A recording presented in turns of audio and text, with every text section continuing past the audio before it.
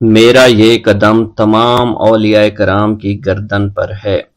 ایک مرتبہ محلہ حلبہ میں اپنے مہمان خانے میں وعظ فرماتے ہوئے حضور سیدنا غوث اعظم پر اچانک حالت کشف طاری ہوئی۔ آپ رحمت اللہ علیہ نے فرمایا، میرا یہ قدم ہر ولی اللہ کی گردن پر ہے۔ یہ ارشاد سن کر تمام اولیاء اللہ نے اپنی گردنیں جھکا دیں۔ صلحائے امت نے اس کی توضیح فرمائی ہے کہ آپ رحمت اللہ علیہ کے عہد مبارک اور بعد میں قیامت تک آپ کی عطا کے بغیر ولی اللہ ولایت کے درجے پر فائز نہیں ہو سکتا۔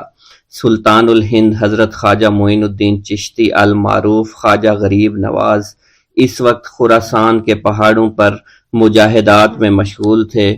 انہوں نے بھی حضور سیدنا غوث اعظم کا ارشاد گرامی سن کر اپنی گردن جھکا دی اور یوں عرض گزار ہوئے، آپ کے قدمین شریفین میرے سر اور میرے آنکھوں پر ہیں۔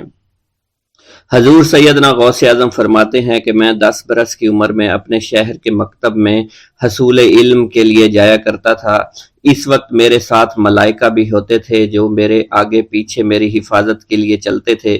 جب میں مدرسہ پہنچتا تو یہ منادی کرتے تھے، اللہ کے ولی کے لیے جگہ خالی کر دو۔ چنانچہ وہ میرے لیے جگہ خالی کر دیتے تھے۔ ایک مرتبہ میں نے ایک ایسے شخص کو دیکھا جس نے فرشتوں کی آواز سن کر کہا، جس میں کوئی مزاحمت نہ ہوگی، کہ یہ ایک نہایت معزز گھرانے کا فرد ہے اور عن قریب اس کو وہ عظمت حاصل ہوگی جس میں کوئی مزاحمت نہ ہوگی، اور اس کو ایسا قرب نصیب ہوگا کہ اس کو کوئی فریب نہ دے سکے گا۔ پھر 40 برس بعد میں نے اس شخص کو پہچانا۔ وہ شخص ابدالوں میں سے تھا۔ حضرت شیخ ابو سعود احمد بن بکر حریمی سے مروی ہے کہ حضور سیدنا غوث اعظم نے فرمایا کہ میں 55 سال تک تنہا عراق کے بیابانوں میں پھرتا رہا۔ میں لوگوں کو نہ جانتا، لوگ مجھے نہ جانتے۔ اسی دوران میرے پاس رجال الغیب اور جنات تشریف لاتے جنہیں میں طریقت اور اصول کی تعلیم دیتا تھا۔ ابتدا میں جب میں عراق میں داخل ہوا تو حضرت خضر میرے ہم سفر بنے، اور بعد میں اس وقت ان کو پہچانتا نہ تھا، اور اس کے ساتھ میرا معاہدہ ہوا کہ میں ان کے کسی حکم کی خلاف ورزی نہیں کروں گا۔ ایک مرتبہ انہوں نے مجھے ایک جگہ بیٹھنے کا حکم دیا اور میں اس جگہ 3 سال تک بیٹھا رہا۔ سال میں ایک مرتبہ حضرت خضر میرے پاس تشریف لاتے، فرماتے کہ یہی تیرا مقام ہے جہاں تجھے پہنچایا گیا ہے۔ اس عرصہ کے دوران تمام نفسانی خواہشات مجھ پر انسانی شکل میں وارد ہوئیں، لیکن اللہ عز و جل نے مجھے ہر موقع پر استقامت عطا فرمائی اور مجھے ان خرافات سے بچائے رکھا۔ ابتدا میں میرا نفس مجاہدہ کا کوئی طریقہ اختیار کرتا تو میں اس پر قائم ہو جاتا اور کسی چیز کو قبول نہ کرتا تھا۔ ایک طویل مدت تک اپنا گلا گھونٹتے ہوئے میں مدائن کے جنگلوں میں مجاہدات میں مشغول رہا۔ حضور سیدنا غوث اعظم فرماتے ہیں کہ میں نے اپنے نفس کو مختلف مجاہدوں، مختلف ریاضتوں اور مختلف مشقتوں میں ڈالے رکھا۔ 1 سال تک میں گری ہوئی چیزیں اٹھا کر کھاتا رہا، دوسرے سال پانی پر گزارا کیا، اور تیسرے سال نہ میں نے کچھ کھایا، نہ پیا اور نہ ہی سویا۔ ایک مرتبہ شدید سردی کی وجہ سے میں ایوان کسریٰ کے کھنڈرات میں سویا تو رات بھر میں 40 مرتبہ طبیعت خراب ہوئی۔ حضور سیدنا غوث اعظم فرماتے ہیں، ہر سال ایک بزرگ آتے اور وہ مجھے جبہ دے کر چلے جاتے۔ اسی طرح میں نے بے شمار طریقوں سے دنیا اور نفس سے چھٹکارا پانے کی کوشش کی۔ لوگ مجھے دیوانہ سمجھتے تھے۔ میں برہنہ جسم جنگلوں میں چلا جاتا اور کانٹوں پر لوٹتا شور مچاتا تھا۔ میرا تمام بدن سے خون جاری ہو جایا کرتا تھا اور لوگ مجھے اٹھا کر شفا خانے لے جایا کرتے، جہاں میری حالت مزید بگڑ جاتی۔ ایک وقت ایسا بھی آیا جب مجھ میں اور مردہ میں کوئی فرق نہ تھا۔ لوگ کفن لے کر آئے، غسال کو بلوایا کہ وہ مجھے غسل دے دیں۔ ابھی انہوں نے مجھے غسل دینے کے لیے تختہ پر ڈالا ہی تھا کہ میری حالت درست ہو گئی۔ میں اٹھ کھڑا ہوا۔ طریقت کی ان پرخطر راہوں میں نہ تو میں کبھی خوف زدہ ہوا اور نہ کبھی میرا نفس مجھ پر غلبہ پا سکا، اور نہ ہی دنیا کی آرائش مجھے حیران کر سکی۔ حضور سیدنا غوث اعظم فرماتے ہیں، شیطان نے میرے گرد بے شمار جال بچھائے۔ جب میں نے اس سے کہا کہ یہ کیا ہے تو اس نے کہا، یہ دنیاوی چیزیں ہیں اور میں ان جالوں سے تم جیسوں کو شکار کرتا ہوں۔ میں نے 1 سال تک شیطان کا مقابلہ کیا، اس کے بچھائے ہوئے تمام جالوں کو ختم کر دیا۔ اس کے بعد میرے سینے کو کھول دیا گیا اور مجھ پر بے شمار خلائق ظاہر ہوئے۔ حضور سیدنا غوث اعظم فرماتے ہیں میں نے دریافت کیا کہ یہ اللہ کیسے ہیں؟ جواب ملا کہ یہ خلق کے اسباب ہیں جو تم سے ملے ہوئے ہیں۔ میں سال بھر ان کی جانب متوجہ رہا یہاں تک کہ وہ مجھ سے جدا ہو گئے۔ جب مجھ پر میرا باطن ظاہر کیا گیا تو میں نے اپنے قلب کو بہت سے علائق سے ملوث پایا۔ میں نے دریافت کیا کہ یہ علائق کیا ہیں؟ جواب ملا یہ تمہارے ارادے، تمہارے اختیارات ہیں۔ چنانچہ 1 سال تک ان کی جانب متوجہ رہا کہ وہ مجھ سے دور ہو گئے۔ میرا قلب ان تمام غلاظتوں سے نجات پا گیا۔ پھر مجھ پر میرے نفس کو ظاہر کیا گیا، میں نے اس کا مشاہدہ کیا، مجھے معلوم ہوا اس کے ساتھ کچھ امراض اور بھی ہیں اور نفس کی خواہشات زندہ ہیں، نفس کا شیطان سرکش ہے۔ چنانچہ میں نے سال بھر پھر توجہ دلائی اور میرے نفس کے تمام امراض سرے سے ہی ختم ہو گئے اور اس کے شیطان نے کلمہ پڑھ لیا اور پھر میرے تمام امور اللہ کے لیے ہو گئے اور میں اپنی ہستی سے باہر نکل آیا۔ حضور سیدنا غوث اعظم فرماتے ہیں پھر میں توکل کے دروازے پر آیا تاکہ میرا مقصد پورا ہو، لیکن جب میں نے توکل کے دروازے پر پہنچا تو بے شمار لوگ موجود تھے۔ میں اس ہجوم کو چیرتا ہوا آگے بڑھا اور شکر کے دروازے پر پہنچ گیا، یہاں پر بھی لوگوں کا جمع غفیر موجود تھا، اس سے بھی چیرتا ہوا آگے بڑھا اور مشاہدہ کے دروازے پر پہنچ گیا اور یہاں پر موجود ہجوم کو چیرتا ہوا اندر داخل ہوا، حتیٰ کہ سب سے آخر میں مجھے فقر کے دروازے پر لایا گیا۔ فقر کا دروازہ خالی تھا۔ جب اس دروازہ میں داخل ہوا تو دیکھا جن جن چیزوں کو میں نے ترک کیا تھا وہ سب یہاں موجود تھیں۔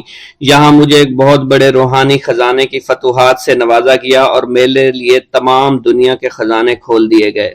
مجھے روحانی عزت، دائمی فنا اور خالص آزادی عطا فرمائی گئی۔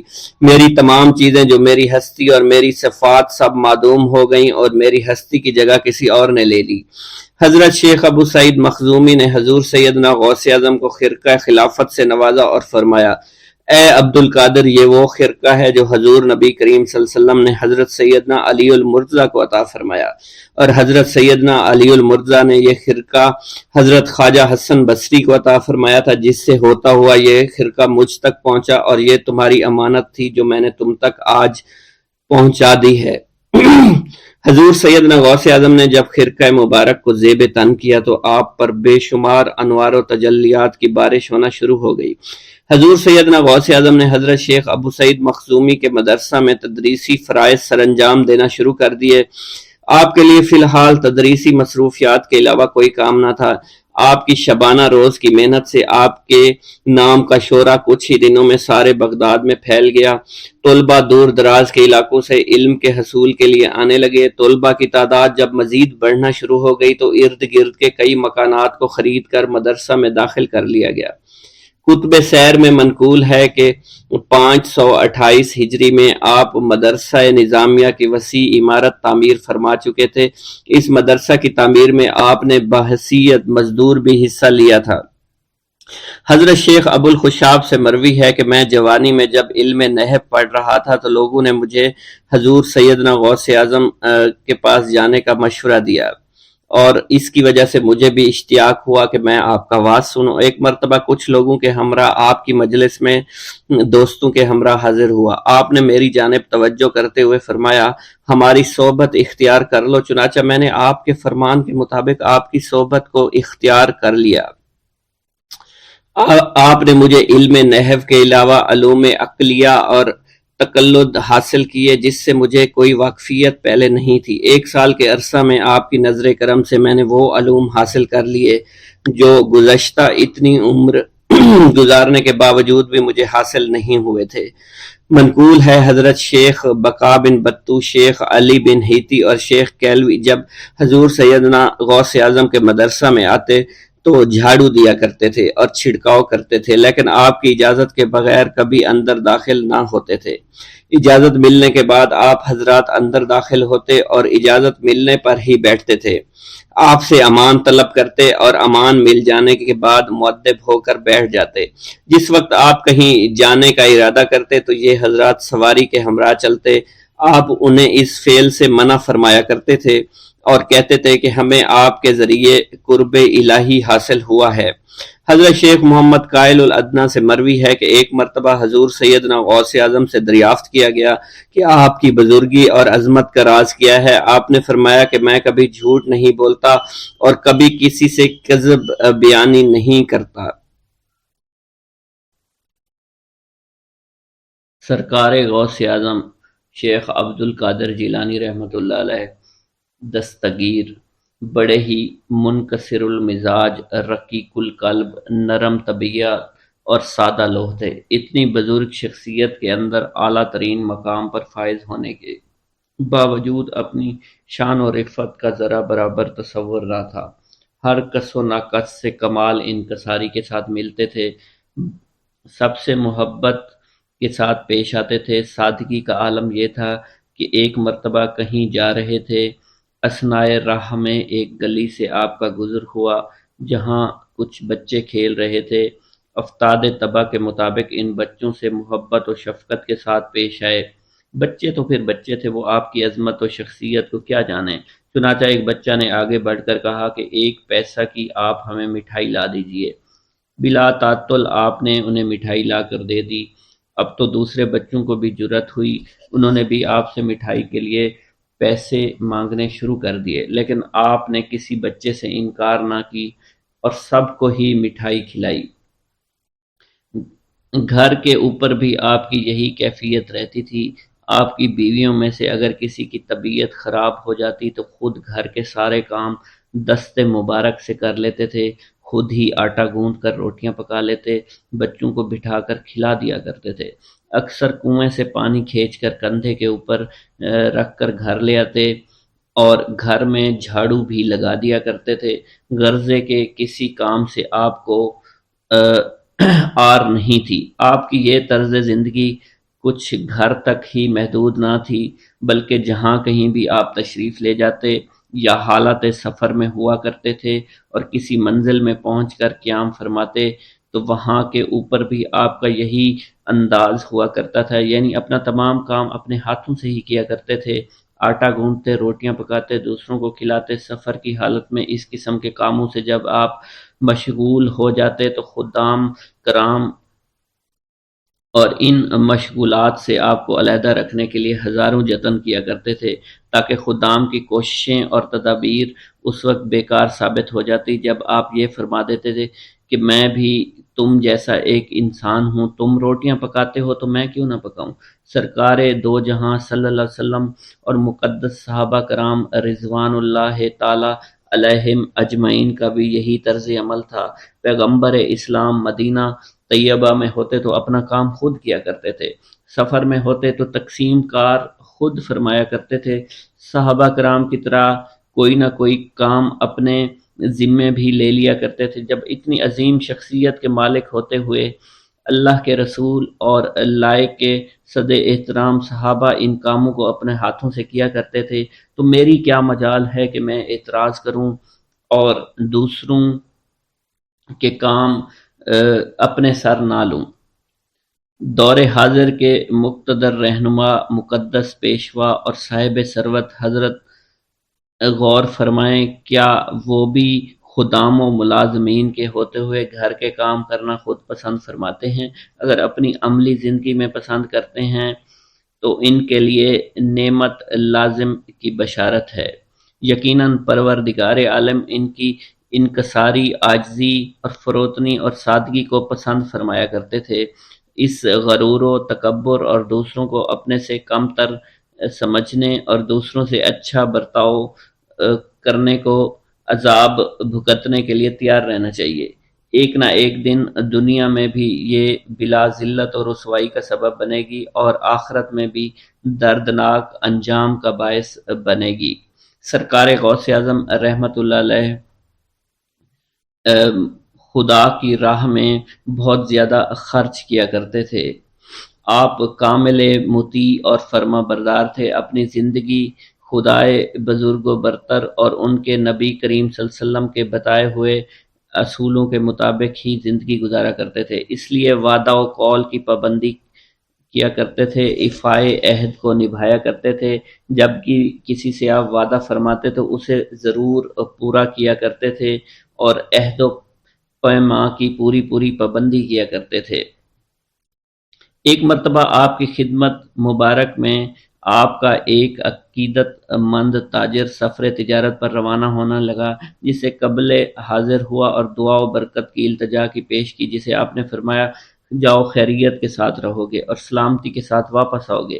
خوش عقیدہ تاجر یہ پیغام سن کر اطمینان کے ساتھ روانہ ہو گیا، لیکن بعد کو الہام کے ذریعے آپ پر یہ آشکار ہوا کہ اس سفر کے دوران اس کے لیے مکمل تباہی مقتدر ہو چکی ہے۔ آپ کو بڑی تشویش لاحق ہوئی کہ آپ نے تو اس سفر میں اس کو رہائی کا پیغام دیا تھا کہ وہ سلامتی کے ساتھ جائے گا اور سلامتی کے ساتھ آئے گا۔ چنانچہ خدائے بزرگ و برتر کی بارگاہ میں آپ نے دعائیں کی، التجائیں کی، اور 60 مرتبہ انتہائی عاجزی اور انکساری کے ساتھ اس شخص کی عافیت و سلامتی کے لیے آپ نے اللہ تعالیٰ سے دعا کی۔ مالک بے نیاز نے کرم فرمایا اور اس کے اوپر جو مصیبتیں آنے والی تھیں اس اندوناک کیفیت سے اس کے خواب میں پہنچ گئیں، اور وہ آپ کی دعا سے بفضل الہی واپس آ گیا۔ ایک مرتبہ کا ذکر ہے کہ آپ مجلس میں تشریف فرماتے ایک شخص نے کہا کہ آپ یہیں تشریف رکھیں، انتظار فرمائیں، میں ابھی آتا ہوں۔ اتنا کہہ کر وہ چلا گیا۔ آپ نے انکار نہیں فرمایا اور رضامندی ظاہر فرمائی، اس جگہ پر موجود رہے۔ چونکہ آپ نے اس سے وعدہ کر لیا تھا کہ میں اس جگہ موجود رہوں گا، اس لیے آپ ایک دن، ایک ہفتہ، ایک مہینہ نہیں بلکہ 1 سال تک اس مقام پر موجود رہے اور کسی دوسری جگہ تشریف نہ لے گئے۔ یہ عین سرکار دو عالم صلی اللہ علیہ وسلم کی سنت کریمہ تھی۔ پیغمبر اسلام صلی اللہ علیہ وسلم کو بھی اپنے تجارتی سلسلہ میں اس قسم کے واقعات سے متعدد بار سابقہ پڑا ہے۔ روایت کی شہادت یہ ہے کہ ایک مرتبہ تو 3 دن تک مسلسل آپ ایک ہی جگہ پر کھڑے رہے تھے۔ خطبہ کا آغاز حمد و ثنا سے کیا کرتے تھے۔ حضور سیدنا غوث اعظم کے صاحبزادے حضرت شیخ سید عبد الرحمن فرماتے ہیں کہ والد بزرگوار اپنے وعظ کے دوران الحمدللہ رب العالمین کہہ کر خاموش ہو جاتے اور دوبارہ کہہ کر سکوت فرماتے تھے، اور تیسری مرتبہ کہنے کے بعد کچھ دیر توقف فرماتے، اور آپ کی محفل میں تمام اولیاء حاضر و ناظر اور خاموش ہو جایا کرتے تھے۔ پھر آپ کی محفل میں اولیاء ملائکہ ایک کثیر تعداد میں آ جاتے جو محفل کے بعد نظر نہیں آیا کرتے تھے۔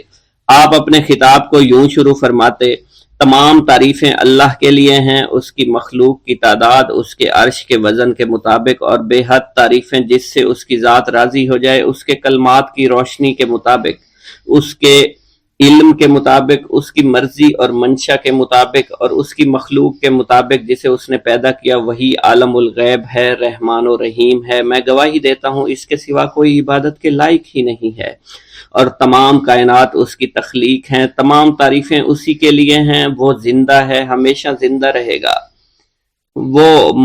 اسے موت نہیں آتی بلکہ وہ مارتا ہے۔ تمام بھلائیاں اسی کے لیے ہیں، اور واحد ہے، یکتا ہے، کوئی شریک نہیں ہے، کوئی وزیر نہیں ہے۔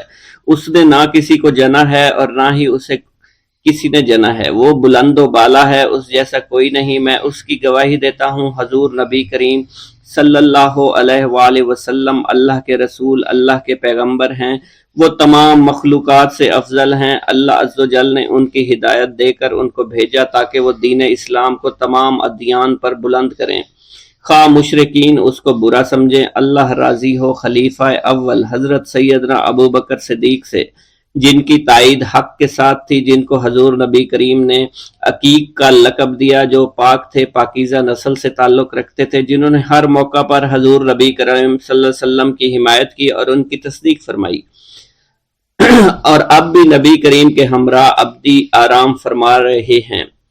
اللہ راضی ہو خلیفہ دوم حضرت سیدنا عمر فاروق رضی اللہ تعالی عنہ سے، جنہوں نے عمل کثیر کیے، جنہوں نے حق کو بلند کیا، جنہوں نے فیصلے کے لیے جن کو منتخب کیا گیا، جنہوں نے ہمیشہ حق بات کا ساتھ دیا، اور وہ بھی حضور نبی کریم صلی اللہ علیہ وسلم کے ہمراہ عمدی آرام گاہ میں آج بھی موجود ہیں۔ اللہ راضی و خلیفہ سوم حضرت سیدنا عثمان غنی رضی اللہ تعالی عنہ سے، جنہوں نے اپنے مال سے مسلمانوں کی امداد کی، قرآن مجید کی ترتیب و اشاعت احسن طریقے سے فرمائی، جنہوں نے امامت اور قرت سے محراب کو منبر کو مزین کیا، اور جو افضل الشہداء ہیں اور فرشتے بھی ان سے حیا کرتے ہیں۔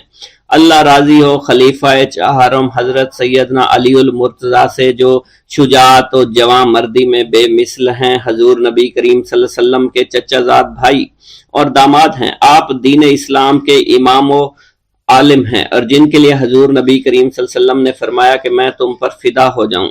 اللہ راضی ہو حسنین کریمین حضرت سیدنا امام حسن امام حسین سے، جن کی نیکیاں تا حشر قائم رہنے والی ہیں اور جن کے مراتب بے مثل ہیں۔ اللہ نے ان کے قلوب کو نیکیوں کی جانب مائل کیا۔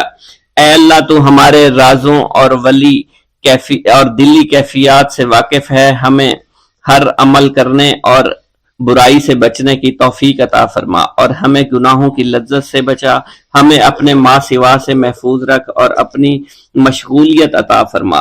بے شک اللہ کے سوا کوئی عبادت کے لائق نہیں، جو چاہتا ہے وہی ہوتا ہے، اور وہی قوی اور وہی عظیم ہے۔ اے اللہ ہمیں غفلت سے بچا اور ہمارے اوپر وہ بوجھ نہ ڈال جو تو نے پہلی امتوں پر ڈالا۔ اے ہمارے رب العالمین ہمیں معاف فرما اور ہماری مغفرت عطا فرما، کیونکہ تو ہی ہمارا رب ہے، تو ہی ہمارا مولا ہے، آمین۔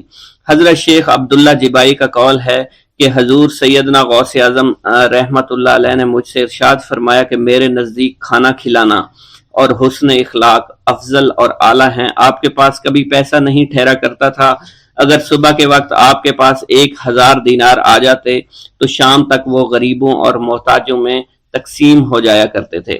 حضور سیدنا غوث اعظم کی پرورش نہایت ہی بابرکت ماحول میں ہوئی۔ آپ نے ابتدا میں گوشہ نشینی اختیار کی اور خود کو دنیاوی غلاظتوں سے پاک رکھا۔ آپ نے 51 برس کی عمر میں شادی کی۔ جب آپ سے اس بارے میں دریافت کیا گیا تو آپ نے فرمایا، جب مجھے حضور نبی کریم صلی اللہ علیہ وسلم نے نکاح کی اجازت دی تو میں نے نکاح کر لیا۔ حضور سیدنا غوث اعظم نے اپنی ذات کو اللہ عز و جل کی خوشنودی کے لیے وقف کر رکھا تھا۔ آپ کی راتیں جاگ کر گزرا کرتی تھی اور ساری رات آپ مراقبہ اور مشاہدہ میں گم ہوا کرتے تھے۔ آپ کی عادت مبارکہ تھی کہ آپ سجدہ کو دراز کیا کرتے تھے اور بیٹھ کر مراقبہ فرمایا کرتے تھے۔ اسی دوران آپ کا جسم مبارک نورانی شعاؤں کے زیر اثر ہوتا اور کئی مرتبہ آپ نورانی شعاؤں میں غائب ہو جایا کرتے تھے۔ حضرت شیخ ابو عبداللہ بن حسنین بن ابی الفضل فرماتے ہیں کہ حضور سیدنا غوث اعظم کے بعض دہقانی مریدین ہر سال آپ کے لیے گیہوں بوتے تھے اور جائز طریقہ سے اسے پالتے تھے۔ پھر آپ کے بعض مریدین اسے پیستے اور آپ کے لیے ہر روز 4-5 روٹیاں پکاتے اور شام کو آپ کے پاس روٹیاں لے کر آیا کرتے تھے۔ آپ حاضرین میں ایک ایک ٹکڑا تقسیم کر دیتے اور جو بچ جاتا وہ اپنے لیے رکھ لیا کرتے تھے۔ حضرت شیخ خضر حسنی سے منقول ہے، حضور سیدنا غوث اعظم ایک شکستہ دل فقیر کو دیکھا۔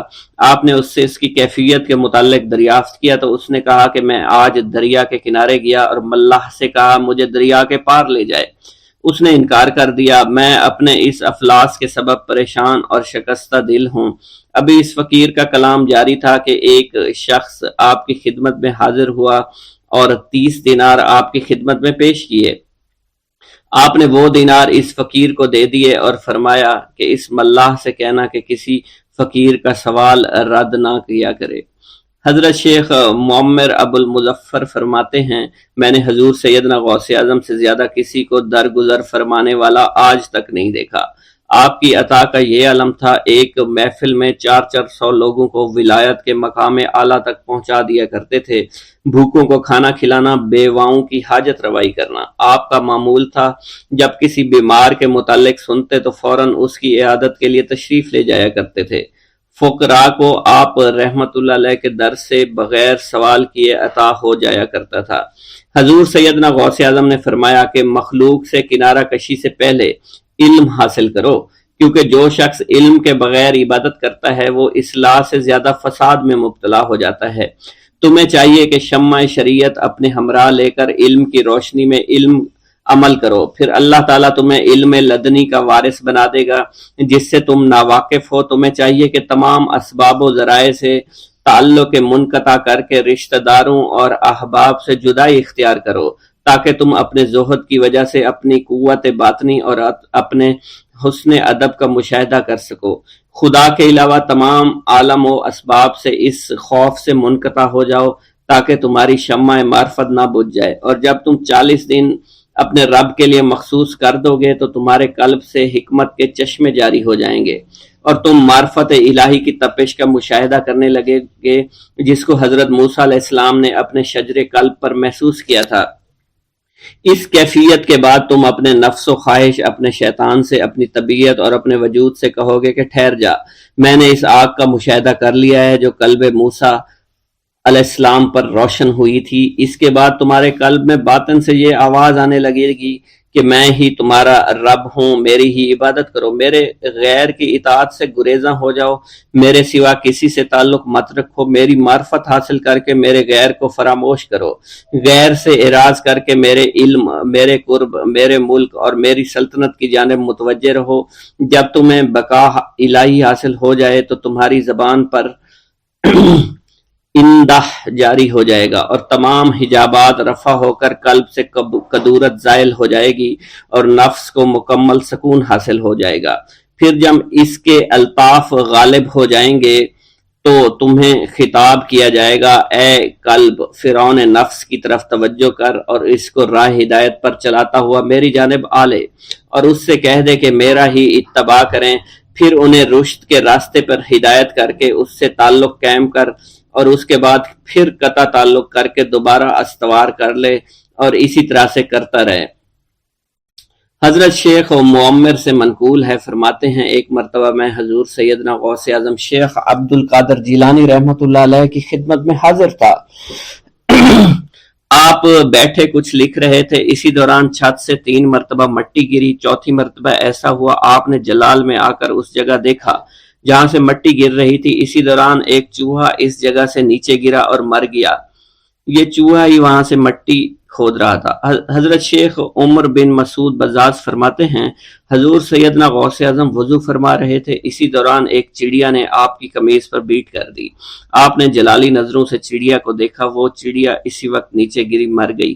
آپ نے وضو سے فارغ ہونے کے بعد قمیض کے اس حصے کو دھویا اور پھر اپنی قمیض مبارک اتار کر مجھے دی اور فرمایا اس کو فروخت کر کے اس کی رقم کو خیرات کر دو، یہ اس کا بدلہ ہے۔ حضور سیدنا غوث اعظم کے زمانہ میں بہت ہی گناہگار شخص تھا، اس کے دل میں آپ سے بے پناہ محبت تھی۔ جب اس کے مرنے کے بعد دفن کیا گیا تو قبر میں منکر نکیر نے سوالات کیے تو اس نے سوال کے جواب میں عبد القادر جواب دیا۔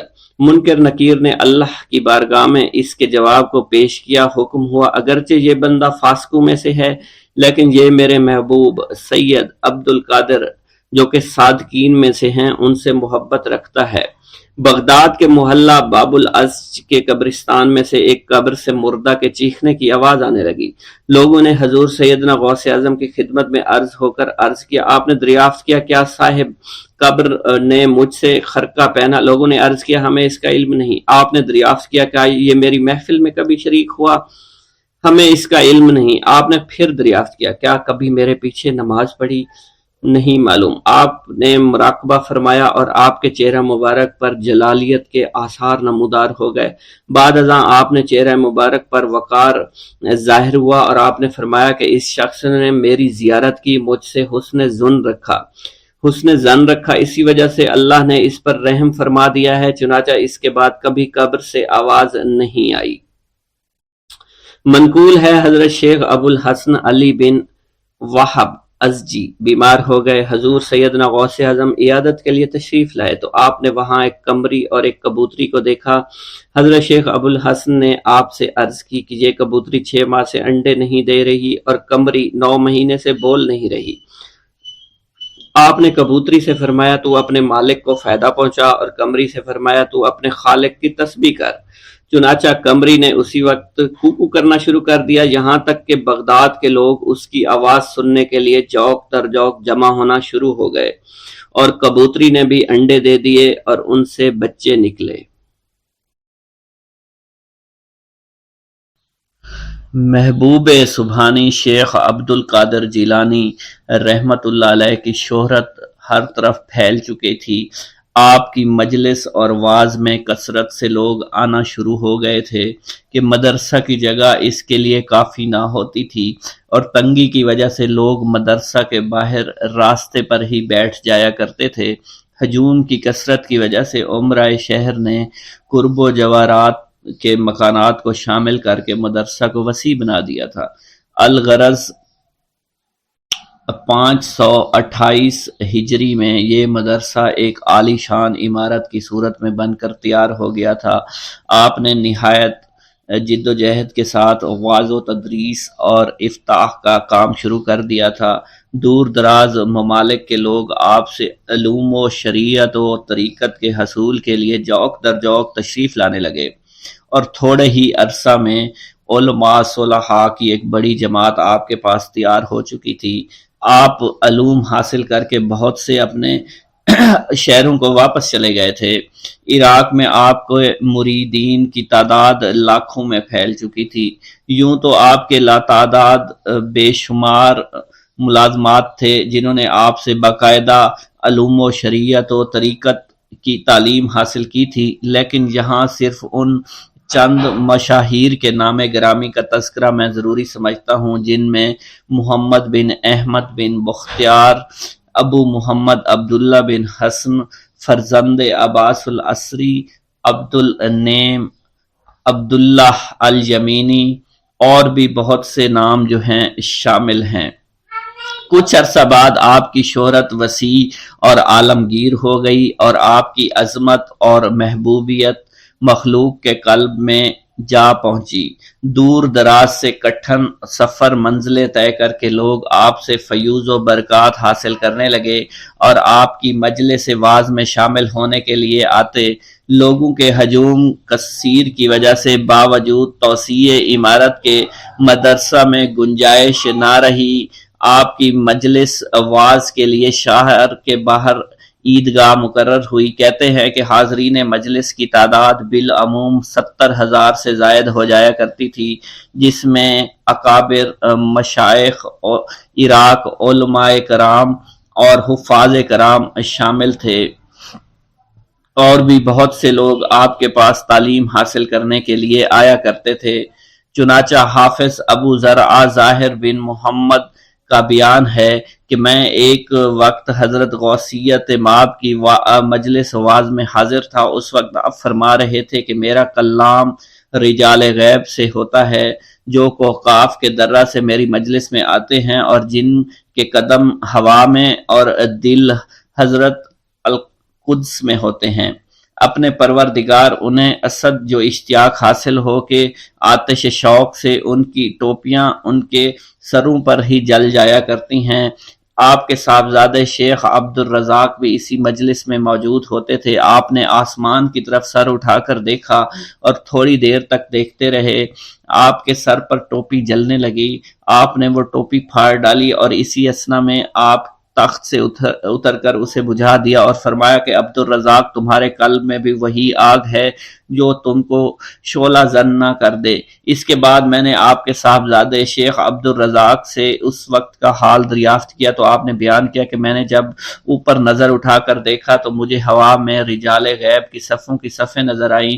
تمام افق ان سے بھرا ہوا تھا، اور یہ لوگ سر جھکائے نہایت خاموشی سے آپ کا کلام سن رہے تھے، اور ان میں سے بعض چیخ اٹھے اور بعض ہوا میں دوڑنے لگے اور بعض زمین پر گر گئے، اور لرزتے ہوئے میں نے دیکھا کہ ان کے لباس میں بھی آگ لگی ہوئی ہے۔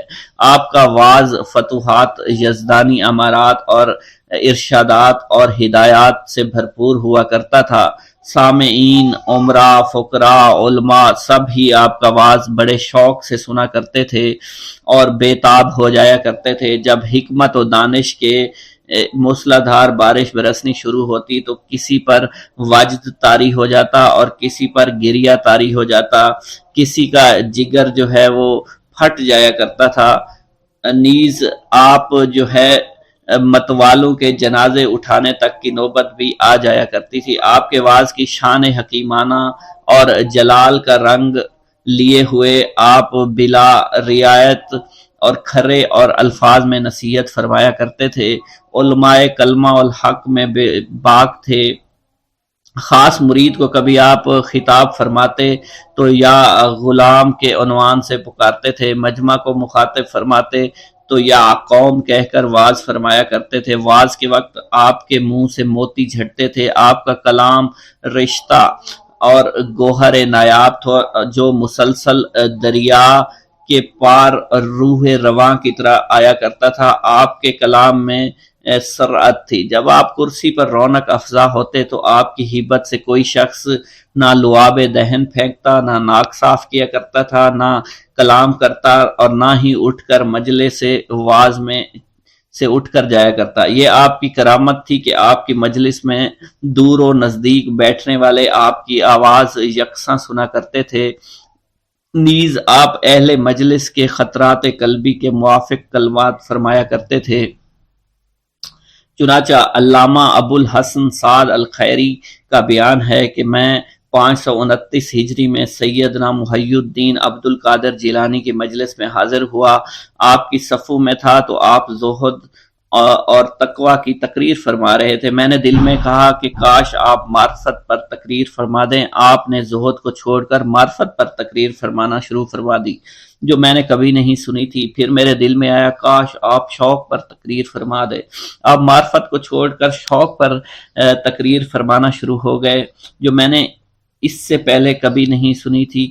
میرے دل میں خیال آیا کاش آپ علم فنا اور علم بقا پر تقریر فرما دیں۔ آپ نے چنانچہ ایسے ہی کیا اور آپ نے شوق کو چھوڑ کر فنا و بقا پر تقریر شروع کر دی جو میرے کانوں نے اس سے پہلے کبھی نہیں سنی تھی۔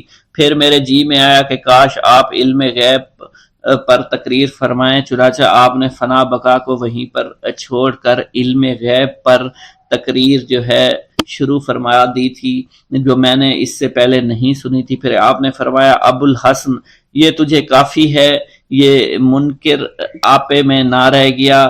میں نے اپنے کپڑے چاک کر ڈالے، ایک وجدانہ کیفیت مجھ پر طاری ہو چکی تھی۔ میں نے چیخنا چلانا شروع کر دیا اور دھاڑے مارنا شروع کر دیا تھا۔ آپ کے صاحبزادہ حضرت شیخ عبد الوہاب بیان فرماتے ہیں کہ میرے والد ماجد سے قبل خطبہ یوں شروع کیا کرتے تھے الحمدللہ رب العالمین، اس کے بعد خاموش ہو جایا کرتے تھے، پھر فرماتے الحمدللہ رب العالمین، پھر خاموش ہو جاتے اور پھر فرماتے الحمدللہ رب العالمین، پھر آپ خاموش ہو جایا کرتے تھے۔ سب تعریفیں اللہ تعالیٰ کے لیے ہیں، اس کی تمام مخلوقات، اس کے عرش، اس کے کہاوت، اس کے منتہائے علم سب کے برابر، اور جس قدر وہ اپنے لیے پسند کرے وہ ظاہر وہ باطن غرض تمام چیزوں کا جاننے والا اللہ تعالیٰ ہی ہے۔ نہایت مہربان ہے اور رحیم و کریم ہے، ہر چیز کا مالک ہے، پاک اور بے عیب ہے، سب سے غالب اور سب سے زیادہ حکمت والا ہے۔ میں شہادت دیتا ہوں کہ اس کے سوا کوئی معبود نہیں، وہ اکیلا ہے، ملک بھی اس کا ہے، تعریفیں بھی اس کی ہیں، وہی سب کو مارتا ہے، وہی سب کو زندہ کرتا ہے اور وہی سب کو قیامت والے دن بھی زندہ کرے گا۔ اسے کبھی موت نہیں، ہر طرح کی بھلائی اس کے قبضہ قدرت میں ہے اور وہ ہر بات پر ہی قادر ہے۔ نہ اس کا کوئی ہمسر ہے اور نہ کوئی اس کا شریک ہے، نہ کوئی اس کا وزیر ہے، نہ کوئی اس کا معاون اور مددگار ہے۔ وہ اکیلا تنہا ہر چیز پر بے نیاز ہے، نہ وہ کسی سے پیدا ہوا اور نہ کوئی اس سے پیدا ہوا، کوئی اس کی برابری نہیں کر سکتا۔ وہ جسم سے کم و بیش ہو سکتا ہے اور نہ جوہر سے، جس میں آوے نہ وہ غرض ہے نقصان قبول کر سکے، اور وہ اس بات سے بھی بالاتر ہے کہ اس کی بنائی ہوئی چیزوں سے اسے تشبیہ دے ڈالے یا اس کے اختراعات میں سے کسی کے ساتھ جو اس سے نسبت ہو جائے، بلکہ اس جیسی کوئی شے نہیں ہے۔ وہ سب کی سنتا ہے، سب کچھ دیکھتا ہے، اس کی امر میں بھی شہادت دیتا ہوں کہ محمد صلی اللہ علیہ وسلم اس کے بندے ہیں، اللہ کے رسول ہیں، اس کے خلیل ہیں، اس کے مددگار ہیں، اور اس کی کل مخلوقات میں بہترین خلائق میں سے ہیں۔ اس نے آپ کو دنیا میں ہدایت کامل اور دین حق دے کر بھیجا تاکہ تمام ادیان پر اس کو غالب کر سکے۔ گو مشرکین اس بات کو پسند نہ کریں۔ اے اللہ تو راضی ہو جا، اپنی رحمت نازل کر ان پر جو کہ اونچے گھرانوں کے اور بڑوں پر جو کہ عقیق تھے، جو کہ خلیفہ مہربان تھے، جن کی اصل بہت پاک تھی، جن کا نام سرور کائنات کے نام پاک کے ساتھ لیا جاتا ہے، اور جن کا جسم حضور کے جسم اطہر کے ہم پہلو مدفون ہے، یعنی امام عادل امیر المومنین حضرت ابو بکر صدیق رضی اللہ تعالی عنہ پر اور حضرت عمر رضی اللہ تعالی عنہ پر۔